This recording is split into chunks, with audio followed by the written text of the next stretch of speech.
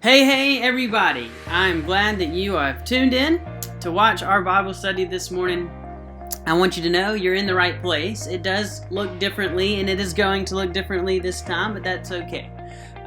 What I'm going to do is what I have thought and wanted to do for a while now is help us see all the tools that are available for studying the Bible. So you see Seminary 101, using all the tools. That's supposed to say available. Come on, Matt. See, I gotta fix this for us while we're here. Boom, available. We can't all go to seminary. That's just the case. I'm so glad that I was fortunate and able to go, and I've learned a lot, gotten a lot of resources and books and website, all sorts of things that help me to understand the Bible and teach the Bible and preach the Bible, and they're great. But the thing is that there are so many resources that are available right at our fingertips that you don't have to go to seminary for, you don't have to pay hundreds of dollars for, you don't have to have a whole room dedicated as a library in your house to understand the Bible. So I'm going to quickly, and it is going to be quick because it's going to be hard for everyone to listen and understand this, or not understand, it's going to be hard for everyone to stay focused, and I get that. So I'm going to do this quickly, but I hope you can see some of these tools available. So when studying the Bible, a lot of times we just use a Bible, which is great, fantastic. We open it up, we start reading, we pray about it, we meditate on it, we read it again, and that is an excellent way to study the Bible. But there are ways that we can go a little more in depth. And one of my favorite ways to do that is to, what my seminary professor told me, mark up the text. And so if you do that in your Bible, that's great. Say, Matt, I don't want to do that in my Bible. That's not my thing. I want to keep my Bible. Great. We'll go online. We're going to come back to some of these, but just go online. We're going to look at John 21 today. John 21, just click on the first one that comes up, Bible Gateway. Fantastic. We're going to start with verse 9 and go to the end of it. So you're just going to highlight that, copy it. You get the point. Go to your Word document here and paste it in there. Boom. I've already done it for us. So just go and get it. And then what I normally do is print this off. I would print this off and I would take my pen and my markers and I would start marking up this thing. And I'm going to do it with y'all on here. So grab you a highlighter. I'm going to go with the yellow. And what you're going to do is as you read, anything that sticks out to you, just mark it. So when they gone ashore, they saw a charcoal fire. Boom. Why? Why is charcoal fire important? I don't know, but I want to know more about it. With fish on it. Jesus said to them, bring some of the fish that you've caught. So Simon Peter went aboard and hauled the net ashore. Large fish, 153 of them. And though there were so many, the net was not torn. Jesus said to them, come have breakfast. Now, none of the disciples dared ask him who you are because they knew it was Jesus. Well, that's great. So now we know it's Jesus. All that's good. Jesus came, took bread, and gave it to them. Ooh, that's kind of like a little symbolic-y, right? That's kind of like, well, that was a terrible color. Well, Matt, get better. Let's use a color we can actually see. There we go. And so that's communion-esque looking, so that stands out to me. This was now the third time Jesus appeared to them. Interesting. Third time, so interesting. It was yellow. So the disciples raised from the dead. When they had finished breakfast, Jesus said to Simon Peter, this I know is kind of the important part. All of it is important, of course, but I want to spend a lot of time looking at this. So I'm probably gonna bold that. I might even make it blue so that it even stands out even more. Simon said, John, do you love me? He said, yes, Lord, you know that I love you. Second time he said to him, Simon, Simon, son of John, do you love me? We got a lot of loves here. So let's look at those. There's one. I know that I love you? Because we know, as we've read this in the Bible many times, and if you haven't, that's quite okay too. You know that there's different words for love, and so I'm interested in to know more about all of these love words. So he said to them the third time, Simon, son of John, do you love me? And then Peter felt hurt. Well, what? Why is Peter Why does Peter all of a sudden feel hurt? I want to know. That is going to be important, I'm sure. So let's check into that. Then we got another love. And then it ends, and you kind of get it.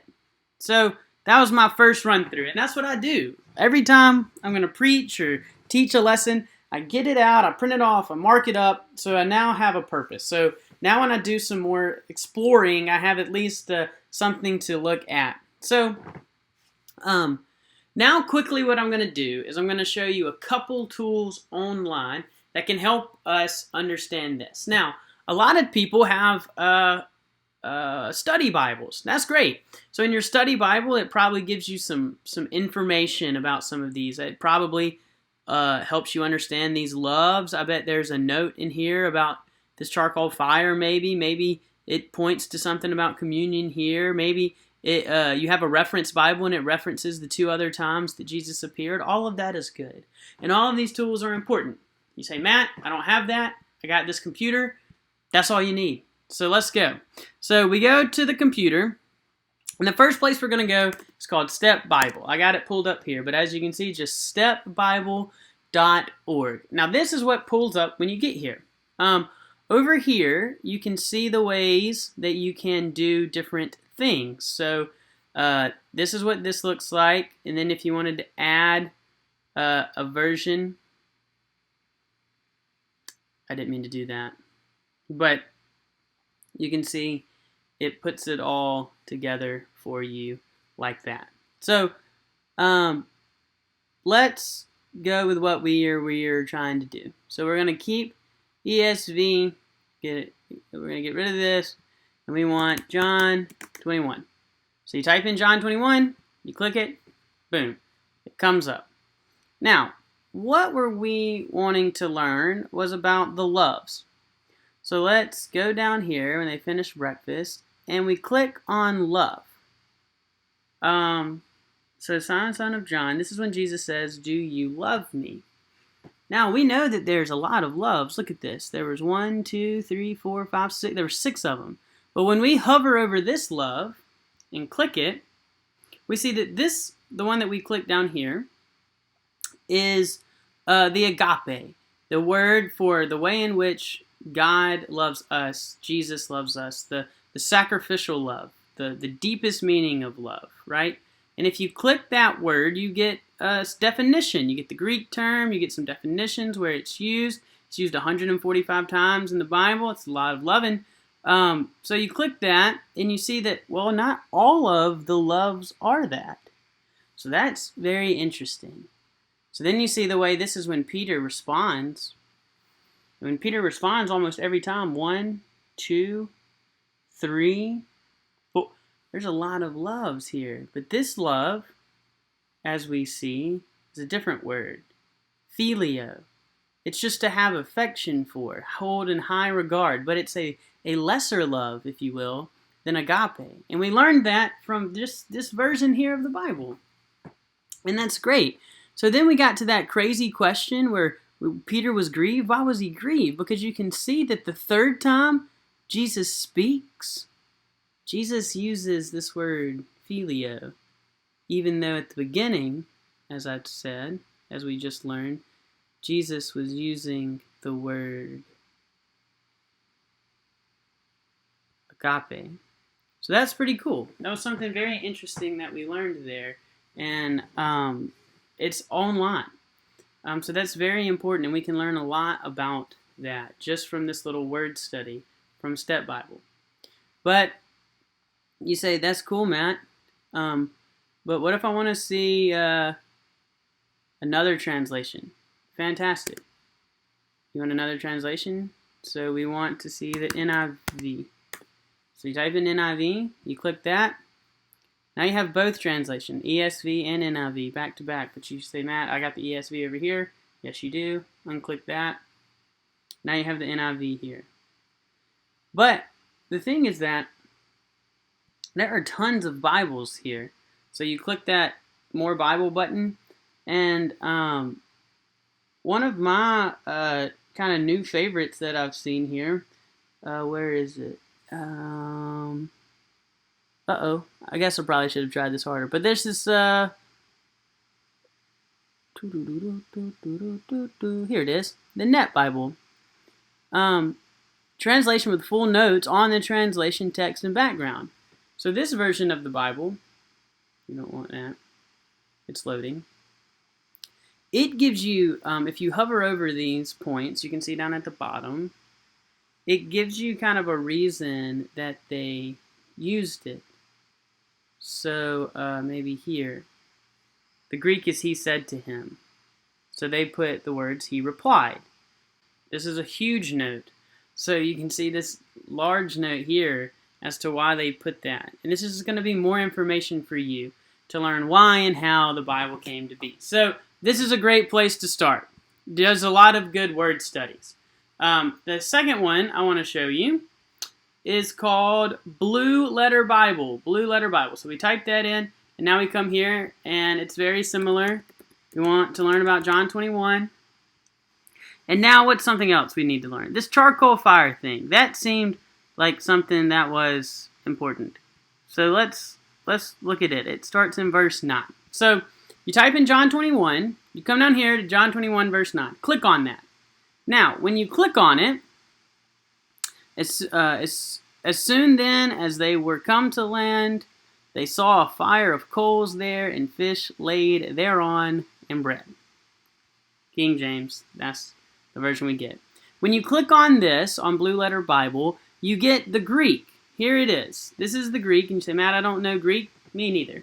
So you go down here, and what we're interested in is this charcoal fire. See, it's a phrase, and this is the Greek word, and we want to learn about just this word. So this is the number. So you click on that, and now you have all the information about this word for charcoal fire. And what's interesting is that it's only used 2 times in the whole Bible. And you're like, well, I have to know about this other time. I bet it's going to be helpful. And here it is. In John 18, verse 8. And the servants and officers stood there, who had made a fire of coals, a charcoal fire, for it was cold, and they warmed themselves. And Peter stood with them and warmed himself. Wow. So Peter's in both places where there's a charcoal fire. What's interesting about this is that if we do some more research that we don't have time to see, you'll see that what has just happened is this is the 3rd time that Peter will deny Jesus. And he does it surrounded by charcoal fire. Now, if we go back to the text that we're looking at, we see that 3 times around a charcoal fire, Jesus is now going to express how much he loves and is going to forgive, if we continue, Peter. It's very interesting. And you can learn all of that simply from this website. We get all of this new insight because we just spent a little more time on our text. Charcoal fire, Peter probably, last time he was at a fire, he was so mad. He was so upset because he just denied Jesus. But now surrounded, again, with Jesus and a fire, now we're reminded of love and forgiveness. It's pretty cool. So you can see all of the cool things that happen there. Now, let's go back for a second to the text we were looking at originally, John 21. And what's cool is when you click on one, click on that verse, you have other, like you can click, if you click this tab here, Bibles, you have it, different translations, a lot of translations you can read from. You click on commentaries, there's all sorts of commentaries that you can click on that are free for you to use here about this text. The same thing was true for Step Bible. Let's go back. You want to learn some more about all the different things there is to offer. So if you want commentary, let's go to our boy John Wesley here. We click, and we want John Wesley's commentary on John 21. Click. There we go. So this is commentary for you to read. This is John Wesley's. You can read what he had to say about it. You can use that, take some notes. But maybe you want another commentary. Maybe a more in-depth one. So we can use Matthew Henry's complete commentary. There you go. So this is John. So you can see here, it's going to give you a lot more verse-by-verse commentary. So here, right, this was something that we highlighted in our text, why he was upset. Here it's going to explain why it is that Peter got so upset about it. The fact remains is that when we want to read the Bible, we have the ability to put forth the effort without having gone to seminary, without having tons of books at our disposal, without having all of this knowledge to speak Greek and Hebrew. We don't necessarily need it all. We have all of these resources that we just looked at. So what I want to remind you is to mark up the text, print it off, put it on a Word document, mark it up so that you can look at it, so that you can see it. And then use Step Bible and Blue Letter Bible are just two examples. I'm sure there's others.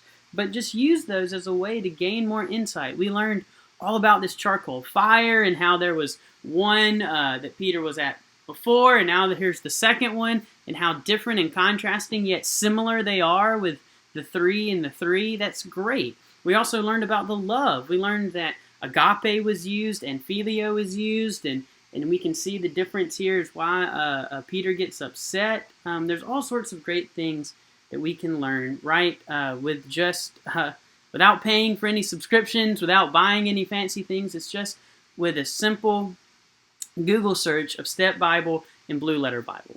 All right, I think we're done with this. Save, exit. The last thing I wanted to say is more about church and more about worship life. So a lot of people in my congregation have asked me about the colors. Matt, how do you pick the colors? How do you know what Perriman is when? Why do you know it's the first day after Epiphany or the first Sunday after Easter? Or what is all of this written down? Well, I don't get it. Well, I'm going to explain it quickly as I can. So this is a document. Again, I'll put all the links down below from the United Methodist Church that tells us all of those things. So right now we're in the year A of the lectionary, and you can see that here are the colors. So Epiphany Sunday can be white or gold. Sunday after Epiphany is green.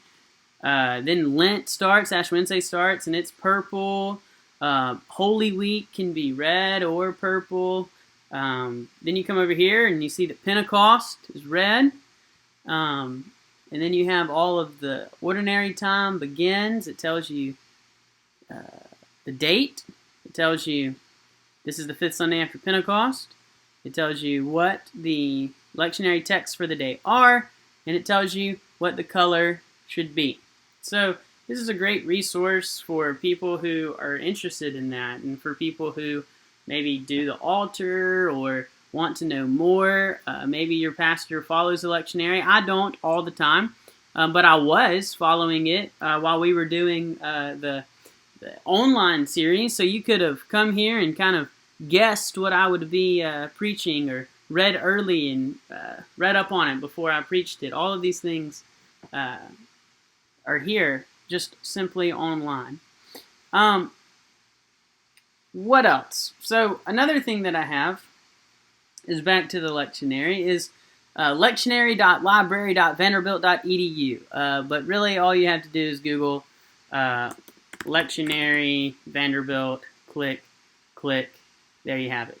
It's right here. And this gives you a great resource. So we know that we're in the season after Pentecost, and in year A we click that. And here is it's the same thing as the one we looked at previously, but maybe it's a little easier for you to see and different things like that. So let's stay with our John text. So maybe you want to know where if John 21 is in the lectionary, and it is. John 21, 1 through 19, it makes it in the lectionary, and it's going to be year C Easter, third Sunday of Easter. Here is the text. But if you click that, what's really cool here is that it gives you all sorts of resources for that day. So, it gives you all, this is third Sunday of Easter, year C, which is going to be May 1st, 2022. We're not there yet, but we still can use all of these links available. And so what you can see is there's this thing called this art. And here's a great picture of them catching that from John August Swanson. All of his art, a lot of his art hangs at Candler, and so you might want to use this when you get there that day, or you're preaching this sermon. That might be a great thing to put on your bulletin if you're a pastor, or if you just like art, maybe this is going to help you remember it. These are all great things. What else? Prayers.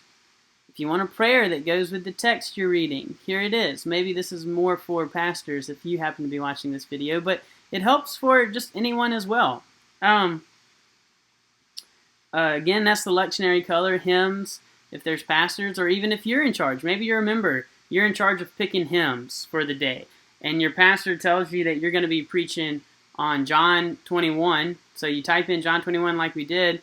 You click on hymns, and it brings you to some hymns suggested for that day. Two fishermen, and maybe some of these, Lord of the Dance. That's a great hymn. Maybe this is helpful for you. Open my eyes that I may see. Great one. That's in the Methodist hymnal. You can click on that. And another website that's very helpful that you can use to maybe help you plan worship if that's a responsibility that you have. Ministry Matters is a great website. It has all sorts of different things that I use fairly often. They have prayers, they have really everything. So let's go back, John 21. That's what we've been looking at. Here you go, Willimon has a great article here, or a sermon. I'm sure it's solid. I haven't looked at it, but it's going to be a sermon about John 21. Maybe that'll be helpful for you if you were going to teach this in a Sunday school lesson, or maybe your pastor asked you to fill in for a fifth Sunday or something. I'm not saying you need to come here and copy it, but it gives you another outlet for you to learn and research. And then the last link that I'm going to share is for all of my Wesley nerds. This is I don't know where I found this. Someone sent it to me, but it's just a link of John Wesley's sermons, a lot of them. And what's cool about it is it's findable. So it's, searchable. So you can type in justification. Well, if you spell it right, justification, and 45 times that word comes up. So if you want to learn about what John Wesley has to say about justification or anything, you can type that in. You can look at all of these sermons and get Wesley's thoughts on the matter. Grace, of course, 123 times. We can keep clicking for a while there, but you can see that this is a great resource if this is something that interests you. Well, friends, I hope you enjoyed that. It's just, I know it was maybe weird to look at or read or watch, but I hope it's helpful. Maybe you can just get online and play around with some of these resources. But I hope that it was helpful, and I hope you found a way to really at least try to use the Bible in a way that is more than surface level. That's really all it comes down to. The Bible has so many things to help us that we can learn from, and a lot of times it seems difficult, because honestly it is every now and then to understand what every word means and why it was written and how it was written, and it can get so much. And so I hope these tools will be helpful. You can use the Step Bible and Blue Letter Bible and the commentaries that are available, and you can do lots of analysis and understand the Bible more fully. And I hope that, and that is my prayer every time that we go to the Bible, that we can understand it more fully so that we can be able to share what we've learned with other people. So there you have it. I hope you enjoyed it, and blessings, love, peace to you all.